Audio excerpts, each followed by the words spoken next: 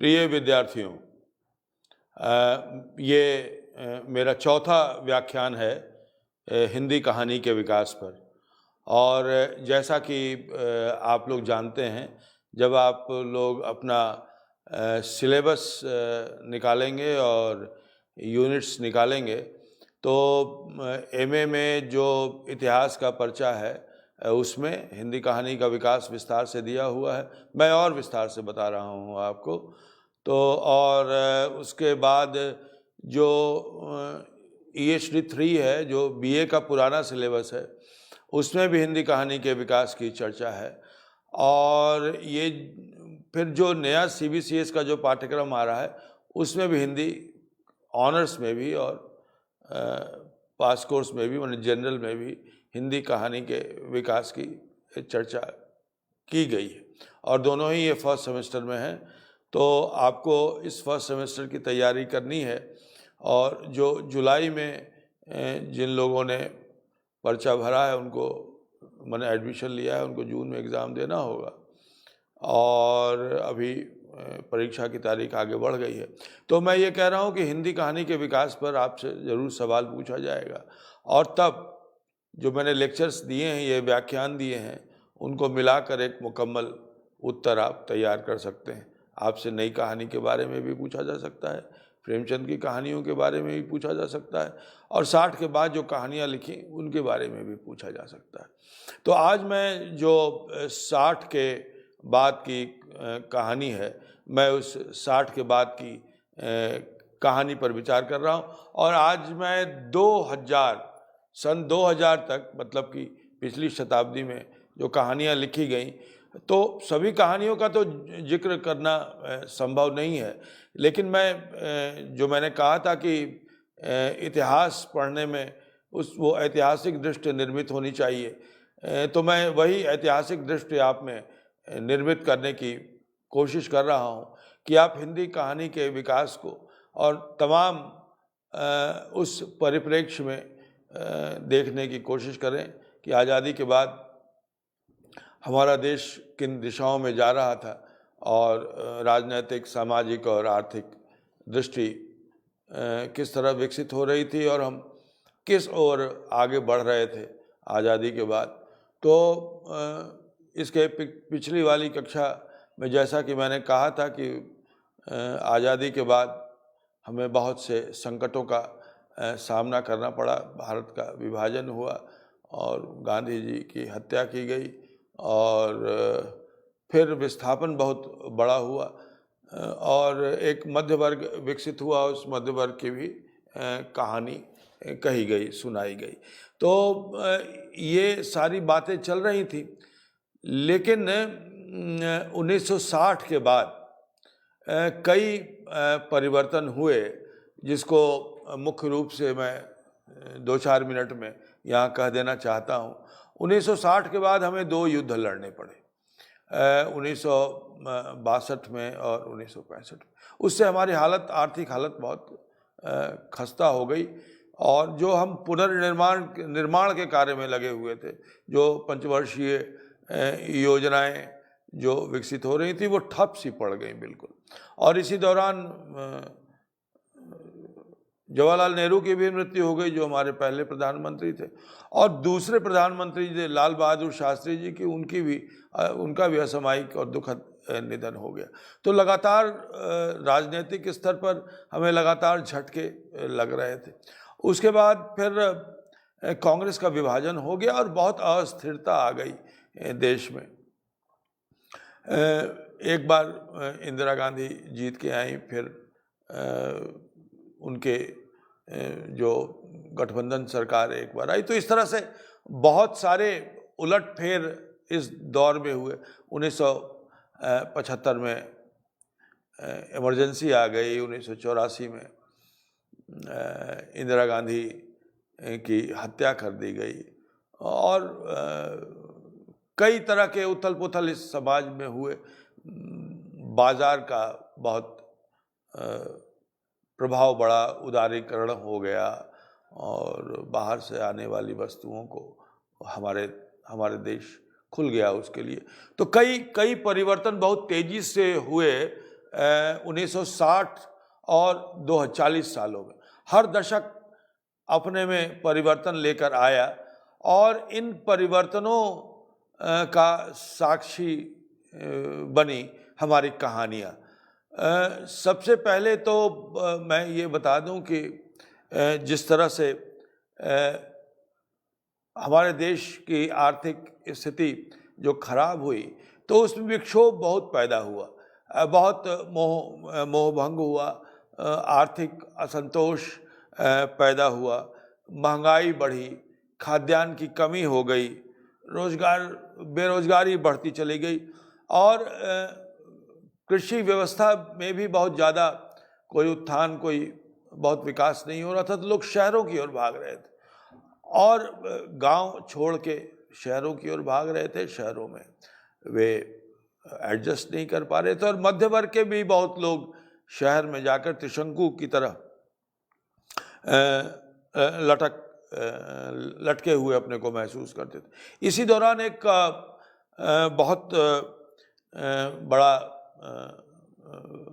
बहुत बड़ी घटना बंगाल में हुई, नक्सलवादी आंदोलन का, और जिन्होंने चीन को अपना आदर्श बनाया और चीन की जो सशस्त्र क्रांति है उस सशस्त्र क्रांति को अपना आदर्श बनाया। और जब कोई आंदोलन अपने देश की समस्याओं के लिए दूसरे देश को मॉडल के रूप में अपनाता है तो उसकी हार निश्चित होती है।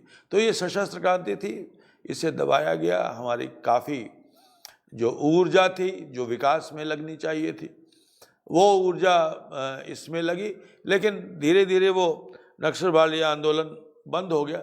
लेकिन एक जो बहुत बड़ी प्रवृत्ति जो जन्मी वो बंद हो गया, आंदोलन हो गया।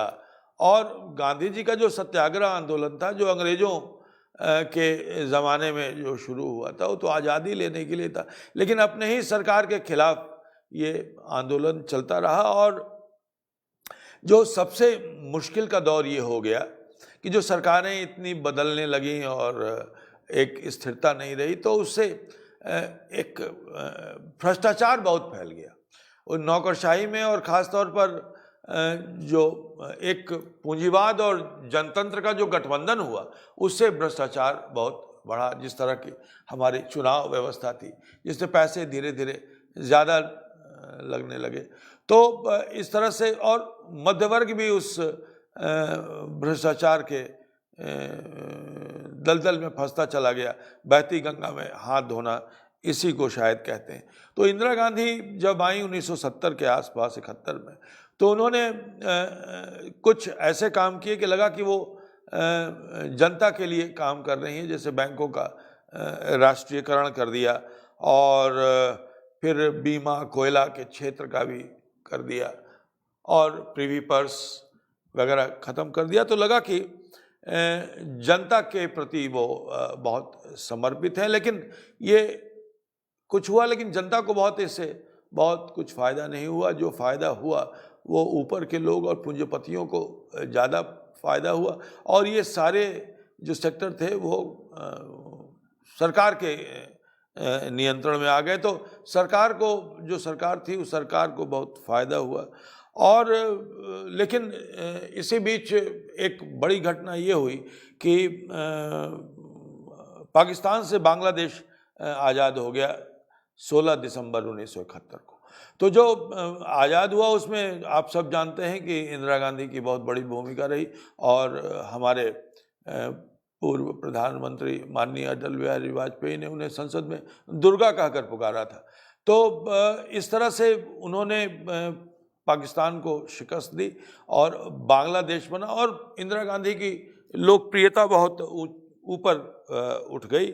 लेकिन बहुत तेज़ी से इसके बाद जब इसका खुमारी उतरी इसकी, तो बहुत तेज़ी से नीचे आया सरकार का ग्राफ, और इंदिरा गांधी का भी ग्राफ बहुत नीचे आया। और उसके बाद उनके खिलाफ और पूरी व्यवस्था के खिलाफ एक आंदोलन हुआ। जयप्रकाश नारायण ने इस आंदोलन का सूत्रपात किया। मैं आपको ये सारी बातें इसलिए बता रहा हूँ कि जो कहानियाँ इस दौर में लिखी गईं और जो रचनाएं इस दौर में सामने आई वो इन्हीं सब का परिणाम थी। क्योंकि कोई भी रचना, कोई भी कहानी, कोई भी कविता जब लिखी जाती है तो अपने आसपास के माहौल को भी तो, और साहित्य तो हमेशा से प्रतिरोध का माध्यम रहा है। साहित्य तो कभी ठकुर सुहाती करता नहीं है, साहित्य तो कभी सत्ता के साथ होता नहीं है। वो सत्ता को आलोचनात्मक दृष्टि से देखता है, जो परंपरागत रूढ़ियाँ हैं उसको आलोचनात्मक दृष्टि से देखता है। तो अभी तक जो आधुनिक कहानी का दौर चला, उस आधुनिक कहानी के हिंदी कहानी में यही बात प्रमुख रही कि आलोचनात्मक रुख रहा। तो इस कहानी में आलोचनात्मक रुख क्यों बना और किस तरह का आलोचनात्मक रुख बना, इसीलिए मैं ये पृष्ठभूमि आपको सुना रहा हूँ। वरना आप समझेंगे कि मैं इस प्रकार की राजनीतिक घटनाओं का क्यों जिक्र कर रहा हूँ। अच्छा, दूसरी बात ये हुई कि कल कारखाने खुले और बैंकों का राष्ट्रीयकरण हुआ, बीमा और कल कारखानों का राष्ट्रीयकरण हुआ, तो सरकारी क्षेत्र में और सार्वजनिक क्षेत्र में नौकरियां बहुत तेज़ी से बढ़ी। निजी क्षेत्र में उतनी तेज़ी से नहीं बढ़ी जितनी सरकारी क्षेत्र में बढ़ी, और विस्तार हुआ, बैंक खुले, बैंक गांव-गांव में खुले, बीमा गांव-गांव में खुले, तो नौकरियां बहुत मिली लोगों को। तो नौकरियां मिली और इन नौकरियों से लोग गांव से शहर की ओर आए, एक सभ्य नागरिक बनने के लिए, पैसा कमाने के लिए मजदूर भी आए। तो 1961 में नई कहानी के प्रतिरोध के रूप में या नई कहानी के बरक्स एक दूसरा आंदोलन कहें या फिर कहें कि जो कुछ लेखकों का समूह था वो एक साथ आरा में मिले, और आरा में बिहार में मिले, और वहाँ साठोत्तरी कहानी पर चर्चा हुई। और ये चर्चा हुई कि नई कहानी से 60 के बाद जो कहानियाँ लिखी जा रही हैं वो कहानियाँ किस रूप में भिन्न हैं। और इसके बाद इस दौर में अनेक नामकरण आए कहानियों के, अकहानी, सचेतन कहानी, अकहानी जिसकी शुरुआत गंगा प्रसाद विमल ने की, और सचेतन कहानी जिसकी शिरकत महीप सिंह ने की। तो अब ये उन्होंने कहा कि हम मूल्य और परंपराओं का भंजन करने वाली कहानियाँ लिखते हैं। ये भी कहा गया कि जो कहानी का परंपरागत रूप चला रहा था, जो कहानी का परंपरागत ढांचा जो चला रहा था, उस ढांचे को हम नहीं मानते। फिर कई कहानी के, जैसे गंगा प्रसाद विमल ने ही कहा कि भारतीय परंपरा को हम नहीं मानते, भारतीय संस्कृति से हमारा कोई लेना देना नहीं है, हम तो अपनी परंपरा विकसित कर रहे हैं। जबकि सच्ची बात यह है कि वे अपनी परंपरा खोज कहाँ रहे थे। अब ये जो अकहानी है वो एंटी स्टोरी है, फ्रांस और जर्मनी में जिसका बीज वपन हुआ था कि कहानी में कोई तथ्य नहीं होगा, कहानी में कोई स्पष्टता नहीं होगी, और एब्सर्ड ढंग की कहानियाँ लिखी। तो ऐसी कहानियाँ बहुत लिखी गई, लेकिन इन कहानियों को पाठक बहुत कम मिले। ये आलोचना और बहस मुसाहिबे के लिए तो ये कहानियाँ ठीक थी, लेकिन इनको अधिक पाठक नहीं मिले, जैसे पाठक प्रेमचंद को मिले थे और जैसे फणीश्वरनाथ रेणु को मिले थे, और यहाँ तक कि कमलेश्वर मार्कंडे और राजेंद्र यादव और मोहन राकेश को भी पाठक मिले थे। लेकिन ये जो अकहानी आंदोलन के जो कहानीकार थे, जो एक फार्मूले के तहत एक कहानी लिख रहे थे, उनको वो आलोचना के लिए वो कहानियाँ ठीक थी, बहस के लिए वो कहानियाँ ठीक थी, लेकिन चूंकि जन से उनका कोई जुड़ाव नहीं था, इसलिए उन कहानियों से इस युग के कहानीकार प्रसिद्ध नहीं हुए। जब वो इसके बाहर निकले, जैसे हम रविंद्र कालिया की ही बात कर लें, तो रविंद्र कालिया जब तक अकहानी आंदोलन से जुड़े रहे या अकहानी के फॉर्मूले की कहानियाँ लिखते रहे, तब तक वो अच्छी कहानियाँ नहीं लिख पाए, लेकिन और उनकी मान्यता उतनी नहीं हो पाई। लेकिन जब वे इस कहानी की सीमा का अतिक्रमण किया और उन्हें अच्छी कहानियाँ लिखी जिसकी चर्चा हम आगे आपको करेंगे। तो इस अकहानी आंदोलन में या अकहानी की जो प्रवृत्ति जन्म ली, उसमें गंगा प्रसाद विमल, जगदीश चतुर्वेदी, राजकमल चौधरी और रविंद्र कालिया जैसे लेखक सामने आए और उन्होंने जो स्वीकृत मानदंड थे, जो मूल्य थे स्वीकृत, उनको उनका बहिष्कार किया और जो मूल्य स्थापन को अस्वीकार किया और एक तरह से जो स्वीकृत मूल्य थे, उन स्वीकृत मूल्यों का अस्वीकार ही इन कहानीकारों का मुख्य उद्देश्य था। और कभी वो अस्तित्ववाद की गोद में जा बैठते थे, कभी किसी दार्शनिक के, तो कभी किसी दर्शन के, जो पश्चिमी दर्शन है। इसलिए उनकी कहानियाँ बहुत पसंद नहीं की गई। अब इसमें सबसे जो बेहतर कहानीकार निकल के सामने आए वे थे रविंद्र कालिया। वो शहरी जीवन की जो विसंगति और विद्रूप है और जो शहरी जीवन में जो अर्थहीनता का भाव है, और उनकी कहानियाँ बनते बनते एक व्यंग्य प्रधान कहानियाँ बन जाती हैं, जिसमें एक अस्वीकार का भाव है, महानगरीय ऊब है, उसमें संबंधों का टूटना है और खास तौर पर पति पत्नी और प्रेमिका, इनके बीच के जो संबंध है वो भी भारतीय नहीं है। जैसे ये कहना कि अगर तुम मेरी पत्नी न होती तो मैं तुम्हें चूम लेता, जैसी संकल्पनाएं, या राजकमल चौधरी ने जिस तरह से एक पूरी अलग दुनिया का चित्रण किया है, ये, और जो कहानी में जो विभत्सता आई, जो नग्न यथार्थवाद कहानी में आया, जो निगेटिविटी आई, जो नकारात्मकता इन कहानियों में आई, वो निश्चित रूप से समाज में जो नकारात्मक भाव थे, उन भावों को दिखाने के लिए इस प्रकार की कहानियाँ लिखी गईं। और थीम नए थे, लेकिन कहानियों में नकारात्मकता ज़्यादा थी, लेकिन एक नए ढंग की कहानी तो लिखे गए। ये सारी कहानियाँ ये महानगर और की कहानियाँ हैं, और गांव और कस्बे से दूर की कहानियाँ हैं।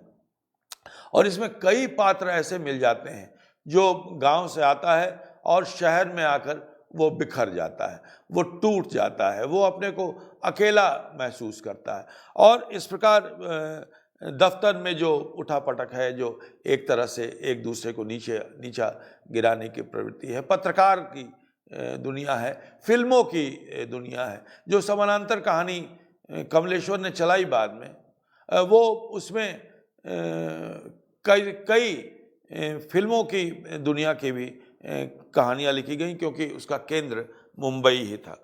और रविंद्र कालिया 9 साल छोटी पत्नी लिखते हैं, त्रास जैसी कहानी लिखते हैं, और डरी हुई औरत जैसी।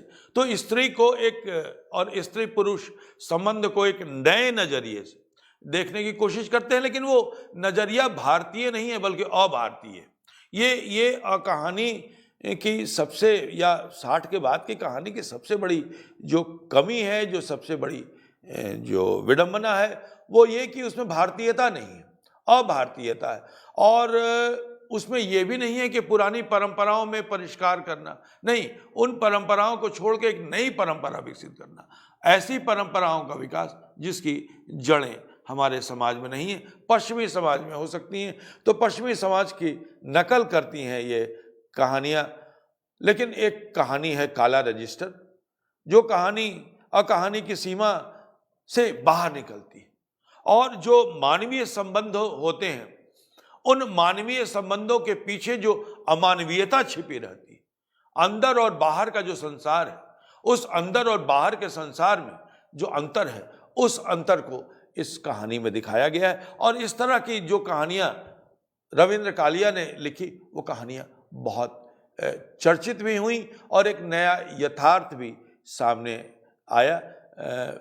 स्त्रियां पढ़ लिख रही थी, उनमें अस्मिता का बोध बढ़ रहा था। लेकिन इस दौर में जितने पुरुषों ने स्त्री के बारे में लिखा, चाहे वो रविंद्र कालिया हो, चाहे गंगा प्रसाद विमल हो, कोई भी हो, उन्होंने और इसके पहले मोहन राकेश या कमलेश्वर, सब ने पुरुष दृष्टि से स्त्रियों के बारे में सोचा। इसलिए और जहाँ पर ऐसा लगता भी है कि वो स्त्री मुक्ति की बात कर रहे हैं, स्त्री स्वतंत्रता की बात कर रहे हैं, लेकिन वो बात जो कर रहे हैं वो एक तरह से उनकी ये बात एक पुरुष के चश्मे से देखी हुई पूरा का पूरा नजरिया है। वो स्त्री के व्यक्तित्व में पूरी तरह प्रवेश नहीं कर पाते हैं, पर काया प्रवेश नहीं हो पाता है। उनकी पुरुष दृष्टि बराबर बनी रहती है स्त्रियों के संकट के, स्त्रियों के अस्मिता बोध के, स्त्रियों की पहचान की खोज के लिए स्त्रियां जो प्रयत्न कर रही हैं उसको हमेशा वो पुरुष दृष्टि से देखते हैं। ऐसा लगता है कि स्त्रियां अपनी अस्मिता की बात खुद कर रही, लेकिन नहीं, ये लेखक उनकी अस्मिता की बात कर रहे होते हैं और कहीं ना कहीं उनका पूर्वाग्रह उसमें झलकता रहता है।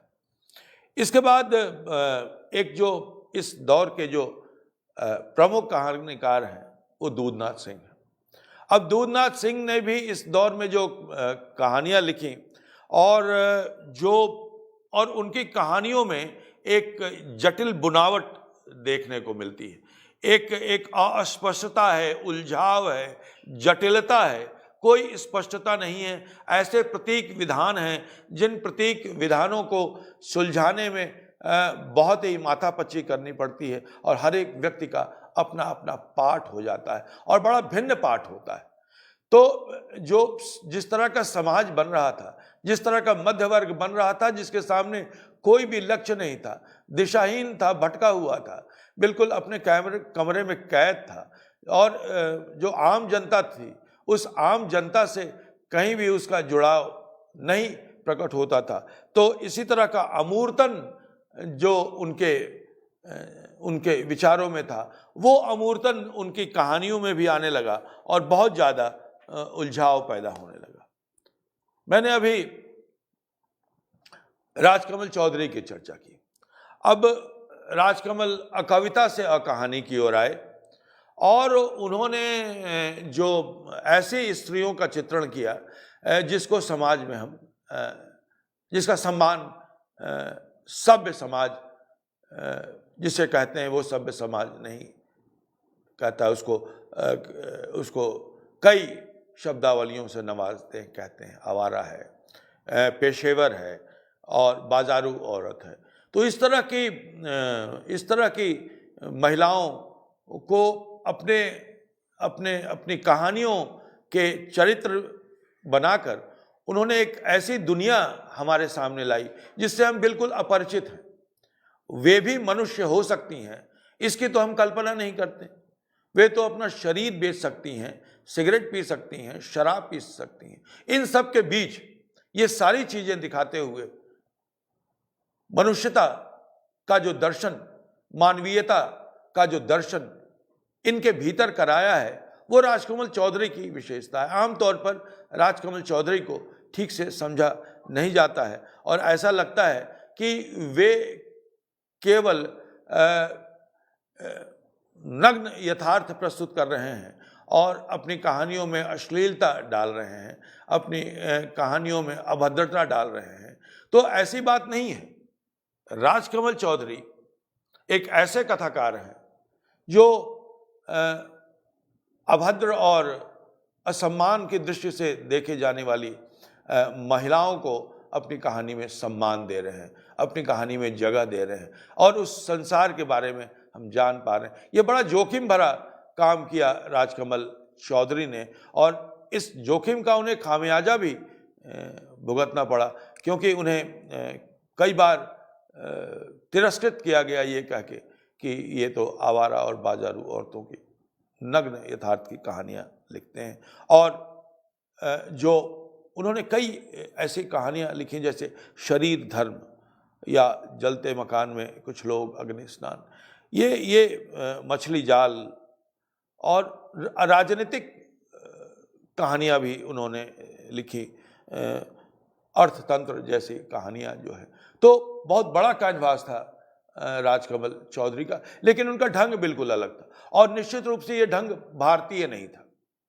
उनकी कहानियाँ दूर इसलिए लगती हैं कि उसमें अभारतीयता है, यानी उनके कहान में, और जो रियलिज्म का जो ढांचा यूरोप में जो बनाया गया, वो इन कहानीकारों ने रियलिज्म के कहानी के उस ढांचे को लिया, वहाँ जो परिवर्तन और कहानियों में जो होते रहे उसको अपनाया, न कि अपनी परंपरा को। अपनी परंपरा को लेकर जो जिन कहानियों ने भारतीय संस्कृति को, भारतीय कथा परंपरा को लेकर जिन कहानीकारों ने कहानियां लिखी, उनकी कहानी मजबूत रही, जिसकी चर्चा हम अभी लगातार करते रहेंगे। जैसे ज्ञान रंजन इस अवधि के सबसे प्रमुख कथाकार हैं। बहुत कम कहानियां लिखी, लेकिन जो कहानी लिखी वो भारतीयता उसके मूल में रही। यानी भारतीयता उसके मूल में रही, इसका मतलब यह है कि भारतीय परंपरा को उन्होंने आलोचनात्मक दृष्टि से देखा। जो संबंध हैं, पिता पुत्र का संबंध, पति पत्नी का संबंध और जो बाकी संबंध हैं, उसको नए दृष्टिकोण से देखा उन्होंने, नए परिप्रेक्ष्य में देखा। एक पिता अपने पुत्र को किस तरह से समझ रहा है, एक पुत्र अपने पिता को कैसे समझ रहा है, और पिता और पुत्र के संबंध को जितनी बारीकी से फेंस देखा उन्होंने, उतनी बारीकी से कम रचनाकारों ने देखा है। घंटा, अमरूद का पेड़, फेंस के इधर उधर बहिर्गमन, कुछ ऐसी कहानियां हैं जो स्वीकृत संबंधों को नई दृष्टि से देखती हैं। लेकिन इनकी कहानियों में अभारतीयता नहीं है। इनकी कहानी मध्य वर्ग की सच्चाई से जुड़ती है। इनकी कहानियां पश्चिमी ढंग से फार्मूलाबद्ध नहीं है। इनकी कहानियां भारतीय कहानी परंपरा से जुड़ती हैं, और जो हमारा जो जड़ से जुड़ा यथार्थ है। और ये मध्य वर्ग के कहानीकार हैं, तो मध्य वर्ग की जो समस्याएं हैं, परिवार की जो समस्याएं हैं, उस परिवार की समस्याओं को वो अंदर जाके देखते हैं। अब जो दाम्पत्य जीवन है, वो दाम्पत्य जीवन में उनको लगता है कि एक रास्ता आ रही है, वो इसका मूल्यांकन अपनी कहानियों में करते हैं। घंटा कहानी में मानवीय संबंधों की विडंबना और जो मध्यवर्गीय नैतिकता है, उस मध्यवर्गीय नैतिकता की वो पड़ताल करते हैं, को वो देखते हैं कि ये, और बहुत आलोचनात्मक दृष्टि से देखते हैं। इसी दौर के कहानीकार हैं काशीनाथ सिंह। काशीनाथ सिंह अपनी कहानियों में मध्य वर्ग की भी बात करते हैं, निम्न मध्य वर्ग की भी बात करते हैं। उनके पात्र मध्य वर्ग से भी आते हैं, निम्न मध्य वर्ग से भी आते हैं। ग्रामीण और कस्बाई माहौल भी उनकी कहानियों में है। और मुख्य रूप से समाज में जो सामाजिक विकृतियां हैं, उन विकृतियों को पहचानने और पहचानवाने में उनका बहुत ही महत्व है। बहुत से महत्वपूर्ण कहानीकार इस दौर में लिख रहे थे। हृदयेश, थोड़ा आगे बढ़े असगर वजाहत, उदय प्रकाश, स्वयं प्रकाश, अरुण प्रकाश, ये तीन प्रकाश जो हैं वो अलग अलग ढंग की कहानियां लिख रहे थे। अखिलेश कहानीकार के रूप में उभर कर आ चुके थे, और निश्चित रूप से इन कहानीकारों ने एक नया यथार्थ प्रस्तुत किया। इन कहानियों पर बातचीत करने से पहले मैं एक बात आपके सामने रख देना चाहता हूं कि इसी दौर में लगातार स्त्री कहानीकारों की संख्या बहुत तेजी से बढ़ी। नई कहानी के दौर में स्त्री कहानीकारों की संख्या बहुत कम थी, और पुरुष कहानीकार स्त्रियों के बारे में लिख रहे थे।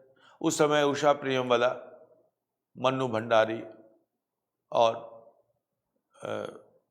ये कहानीकार, कृष्णा सोबती, ये मुख्य रूप से ये कहानीकार थीं जो नई कहानी के दौर में लिख रही थी।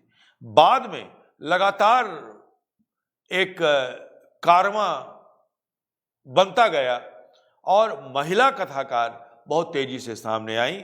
मैं कुछ महिला कथाकारों का नाम लेना चाहूँगा, और जो यथार्थ उस समय सामने आया उस पर मैं कुछ बताना चाहूँगा, क्योंकि विस्तार से इस पर अलग से कोई व्याख्यान अगर कभी मौका मिला तो इस पर मैं चर्चा करूँगा। मन्नू भंडारी, नई कहानी के दौरान भी इन्होंने कहानियाँ लिखी और लगातार ये कहानी लिखी। बूढ़ी काकी कहानी, ये एक बूढ़ी काकी नहीं, एक दूसरी कहानी थी जिसमें एक फुआ पात्र हैं, मैं उस कहानी का नाम अभी भूल रहा हूँ। किस तरह से उनके उनके उनके बेटे की मृत्यु हो जाती है और किस तरह से वो एक मंसूबा बनाती है, उनका पति उन्हें छोड़कर चला जाता है। तो इस तरह से वो कहानियाँ लिख रही थी। यही सच है में प्रेम का द्वंद्व है। ममता कालिया, मृदुला गर्ग एक नया संसार स्त्रियों की अस्मिता और अस्मिता के लिए नई कहानी की खोज कर रही थी, नए जीवन की तलाश कर रही थी। स्त्री पुरुष संबंध को वो नए ढंग से तलाश कर रही थी। चित्रा मुद्गल का कैनवास बहुत बड़ा है। चित्रा मुद्गल स्त्रियों के बारे में भी लिख रही हैं, मजदूरों के बारे में भी लिख रही हैं, महानगरों के बारे में भी लिख रही हैं। तो चित्रा मुद्गल एक मुकम्मल, इस दृष्टि से मुकम्मल कहानीकार है, जो केवल स्त्रियों के बारे में ही नहीं लिख रही हैं बल्कि उनके कहानी में का कैनवास बड़ा है। चंद्रकांता की कहानियों में स्त्रियां प्रमुख रूप से आती हैं और ख़ास तौर पर जो कश्मीर का परिदृश्य है, उस कश्मीर का परिदृश्य, विस्थापन और पलायन का जो परिदृश्य है, उनकी कहानियों में बहुत तेजी से आता है। मंजुल भगत भी शहरी मध्यवर्गीय स्त्रियों की विडंबना और पीड़ा को व्यक्त करती हैं। सूरीबाला एक अलग तरह की रचनाकार है। उनकी रचनाओं में व्यंग्य की प्रधानता है और गौरा गुणवंती जैसी कहानियों में वो परंपरागत स्त्री के धर्म की भी वकालत करती हैं, लेकिन इस बात की जरूर चिंता उनको है कि इसमें स्त्री की जो स्वतंत्रता है, स्त्री की जो अस्मिता है और स्त्री का जो स्वतंत्र व्यक्तित्व है वो न छूटने पाए। राजी सेठ स्त्रियों के संघर्ष को, स्त्रियों के बनते स्वरूप को निष्कवच जैसी कहानियों में बहुत ही व्यापक और सुंदर रूप से रखती हैं। नासिरा शर्मा की कहानियों में स्त्री अपने नए रूप में है और मुस्लिम स्त्रियों की भी चर्चा वो करती हैं और एक प्रगतिशील लेखिका हैं। उषा किरण खान एक महत्वपूर्ण लेखिका हैं जिन्होंने अपनी कहानियों में ग्रामीण यथार्थ को बहुत ही, और लोक जीवन, उनकी कहानियों में लोक जीवन और ग्रामीण, वैसे ही एक और बहुत महत्वपूर्ण लेखिका है जिनके उपन्यासों में स्त्री प्रमुख तो है लेकिन ग्रामीण जीवन जैसे बहुत प्रमुख है और वहाँ का जो यथार्थ है और गांव में जो स्त्रियों की स्थिति है उसका मार्मिक अंकन करती हैं मैत्रेयी पुष्पा। तो मैत्रेयी पुष्पा, उषा किरण खान और चित्रा मुद्गल, ये तीन कहानीकार ऐसे हैं जो गांव की ओर भी जाते हैं। बाकी जो महिला कथाकार हैं वो स्त्रियों की स्थितियों को, स्त्रियों के चरित्र को, स्त्रियों के मन को ज़्यादा सामने रखती हैं और इन कहानियों को पढ़ने से ये प्रतीत होता है कि स्त्रियां नए ढंग से सोच रही हैं। स्त्रियां केवल अब गृहस्थिन नहीं हैं, वे नौकरी करने भी जाती हैं और जो दोहरा जो उनका शोषण है, एक शोषण उनका होता है कार्यालय में, ऑफिस में, एक शोषण उनका होता है, शोषण बंद नहीं हुआ लेकिन स्त्रियां अपने को खोज रही हैं, अपने को विकास कर रही हैं। और मृदुला गर्ग बिल्कुल भारतीय परंपरा से अलग हटकर मैं कहूँगा कि पश्चिमी परंपरा में भारतीय स्त्री को स्थापित करने की कोशिश करती हैं, जो बहुत सहज नहीं हो पाता है। लेकिन उन्होंने एक नई दृष्टि रखी है, नया आयाम रखा है। तो इस तरह से एक बड़ा विशाल महकमा और विशाल ग्रुप स्त्रियों का आया। लेकिन ये कोई, और सबसे बड़ी बात यह है कि जो पुरुष कहानीकार हैं उन्होंने कभी भी इन महिला कथाकारों को अपने कथा आंदोलन में शामिल नहीं किया, न नई कहानी में, न और कहानी में, न सचेतन कहानी में, किसी में नहीं। ये किसी भी आंदोलन से ये रचनाकार नहीं जुड़ी हुई हैं, बल्कि स्वतंत्र लेखन कर रही हैं और बेहतर लेखन कर रही हैं। और स्त्रियों के मन को जितनी सशक्तता के साथ इन्होंने रखा है, जितनी गंभीरता और जितनी विविधता के साथ इन्होंने रखा है, शायद पुरुष रचनाकार उतनी विविधता के साथ इसको नहीं रख पाए हैं। उसमें उनका पुरुष पूर्वाग्रह भी का प्रभावी होना बहुत महत्वपूर्ण है। फिर 1980 के बाद दलित रचनाकारों ने अपनी अभिव्यक्ति शुरू की। ऐसा नहीं था कि हिंदी कहानी में दलित कथा नहीं थी, दलितों की कथा नहीं थी।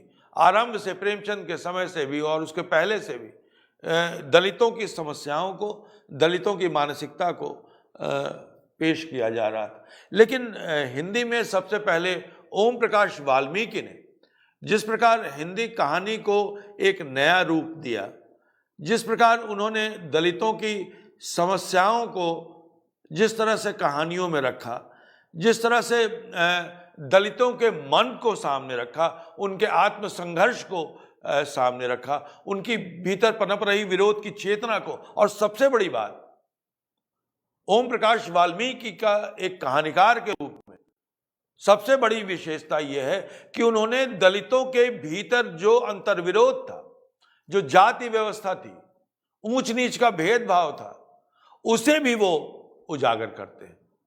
वे केवल समाज द्वारा, गैर दलितों द्वारा दलितों के शोषण की ही चर्चा नहीं करते, बल्कि दलितों द्वारा दलितों के शोषण और भेदभाव की चर्चा करते हैं। जो दलित स्त्रियां हैं, उनका जो दलित पुरुष शोषण करते हैं, उसकी बात भी करते हैं। तो एक परंपरा शुरू की ओम प्रकाश वाल्मीकि ने, और बाद में एक लंबी परंपरा चली दलित कथाओं की, जिसमें स्त्रियों ने भी कथाएं लिखी और लगातार ये लेखन हो रहा है। इसके लिए भी अलग व्याख्यान की ज़रूरत है। जो कभी अवसर मिला तो मैं दलित कथाओं पर भी अलग से बात करूंगा। एक महत्वपूर्ण कथाकार इस दौर के अरुण प्रकाश शहरी और ग्रामीण जीवन के बीच सेतु का काम करते हैं। वे शहरी जीवन की भी कहानियां लिखते हैं, गज पुराण जैसी कहानियां जो उदारवाद के और बाजारवाद के विरोध में लिखी गई है, और भैया एक्सप्रेस जैसे भी कहानियां लिखते हैं। आज सबको भैया एक्सप्रेस कहानी पढ़नी चाहिए। उससे पता चलेगा कि कैसे बिहार से और उत्तर प्रदेश से मजदूर पंजाब की ओर गाड़ी में भर भर कर मजदूरी करने जाते हैं और घर पर पैसा भेजते हैं। बिहार और उत्तर प्रदेश इन्हीं मजदूरों के कारण कई गरीब घरों के घर में चूल्हा जलता है। तो एक पूरा एक संसार है इनका। इस संसार के बारे में, उनके दर्द के बारे में, उनकी पीड़ा के बारे में आज से 20 साल पहले अरुण प्रकाश ने यह कहानी लिख दी थी। और जिस तरह से आतंक और पलायन को जिस प्रकार जोड़कर अरुण प्रकाश ने यह कहानी लिखी थी, वो अद्भुत है। और दलितों पर जिस तरह से अत्याचार होता है गांव में, उस पर भी कहानियां लिखी। योगदान नामक कहानी उन्होंने आदिवासियों पर भी कहानी लिखी, मतलब कि जो मजदूर हैं उन पर भी कहानियां लिखी। इसी तरह दूसरे जो प्रकाश हैं, उदय प्रकाश,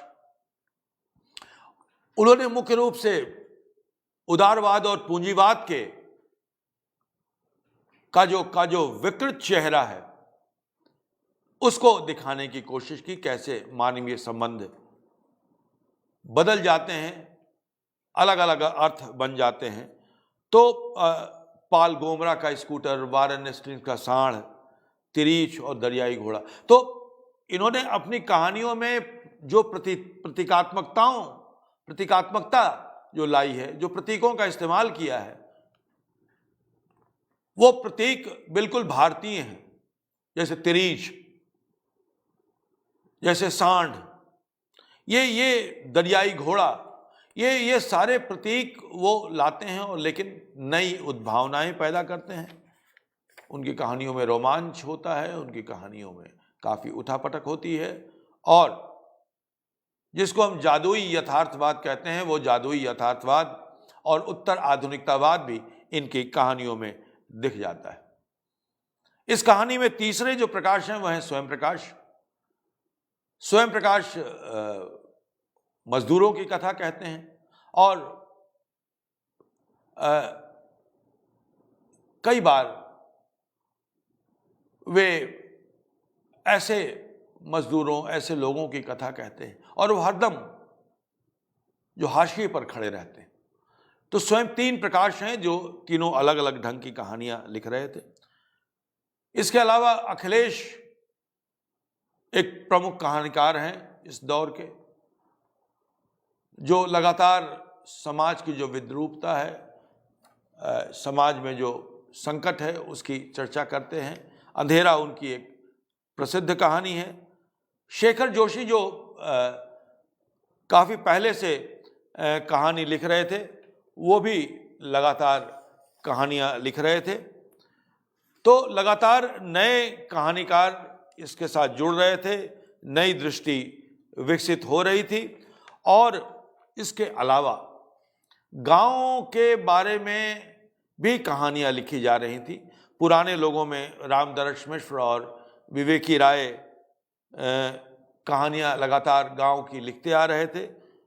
इसके अलावा मधुकर सिंह, रामधारी सिंह दिवाकर, मिथिलेश्वर, अब्दुल बिस्मिल्लाह भी गांव की कहानियाँ लिख रहे थे। बटरोही जैसे कहानीकार पहाड़ी जीवन की कथा लिख रहे थे। संजीव एक प्रमुख कथाकार हैं। असगर वजाहत इस दौरान कहानियाँ लिख रहे थे, जो छोटे छोटे यथार्थ के माध्यम से बड़े यथार्थ को प्रकट कर रहे थे। ग्रामीण यथार्थ को चित्रित करने में इस दौर के कहानीकारों में शिवमूर्ति का बहुत बड़ा स्थान है। शिवमूर्ति ने ग्रामीण जीवन को लेकर बहुत ही प्रसिद्ध कहानियाँ लिखी हैं, और उनका एक जो कसाई बाड़ा नामक कहानी है उससे वे प्रसिद्ध हुए। और ग्रामीण जो गाँव में जो स्त्रियाँ हैं, उन स्त्रियों में जो अस्मिता बोध है, जो उसका संघर्ष है, उसको बड़ी ही शिद्दत के साथ, बड़े ही प्रभावशाली ढंग से वो कहानियों में व्यक्त करते हैं। तो इस प्रकार एक चित्र बनता है हिंदी कहानी का, कि किस तरह से नए नए जो यथार्थ पनप रहे थे, उसको नए नए कहानीकारों ने अपने अपने ढंग से प्रस्तुत किया। नया यथार्थ सामने आया, नया शिल्प सामने आया, और ये कथाएं अलग अलग रूप में सामने आने लगी। लेकिन वही कथा पाठकों को भाई, उसी को अपनाया पाठकों ने, जो आसपास के परिदृश्य, आसपास के दृश्य से संबंधित थे, जिनकी जड़ें जमीन में जुड़ी हुई थी, जिनकी कहानी समझ में आ रही थी, यानी जिसमें कथा थी। जिस कहानी में कथा नहीं थी उसको बहुत पसंद नहीं किया पाठकों ने, क्योंकि कहानी में अगर कथा न हो और कहानी की मौत या कथा की मौत की बात कर दी जाए, तो ये हमारा भारतीय जो पाठक है, वो भारतीय पाठक उसको स्वीकार नहीं कर सकता है। इसलिए भारतीय पाठक ने उन्हीं कहानियों को स्वीकार किया, उन्हीं कहानीकारों को स्वीकार किया, जिनकी जड़ें भारत भूमि में जमी हुई थी। तो मैं यहीं पर अपना वक्तव्य समाप्त करता हूँ। आप लोगों ने देख लिया होगा कि किस तरह से नए नए नाम दिए गए, लेकिन लगातार यथार्थ के नई छवियों को प्रकाशित करना इन कहानीकारों का उद्देश्य रहा।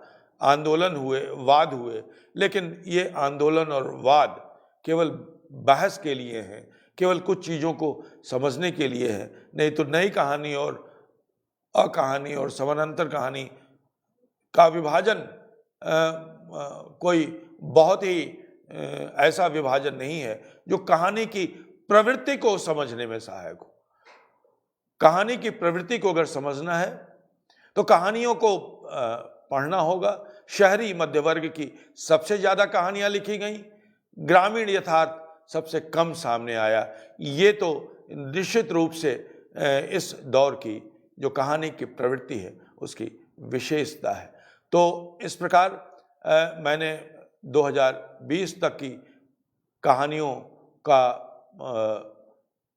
समापन कर दिया और हिंदी कहानी के विकास की ये अंतिम कड़ी है, क्योंकि 2001 से 2020 की जो कहानियाँ लिखी गईं उन कहानियों पर एक विस्तार से हम चर्चा कर सकते हैं। उनके बारे में मैं बस यही बता दूं कि इस दौरान स्त्री विमर्श और दलित विमर्श को लेकर अनेक कहानियाँ लिखी गई और दलित साहित्य में आत्मकथाएं बहुत सामने आईं और स्त्री विमर्श को लेकर भी नए रचनाकारों ने बहुत सी कहानियां लिखी।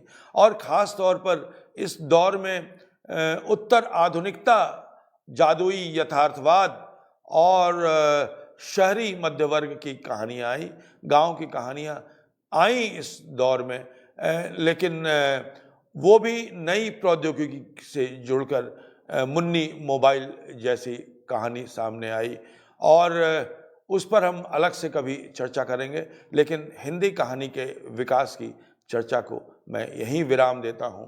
अगली बार हम किसी दूसरे विधा के विकास के बारे में बात करेंगे। बहुत बहुत धन्यवाद, शुक्रिया इस व्याख्यान को सुनने के लिए। नमस्कार।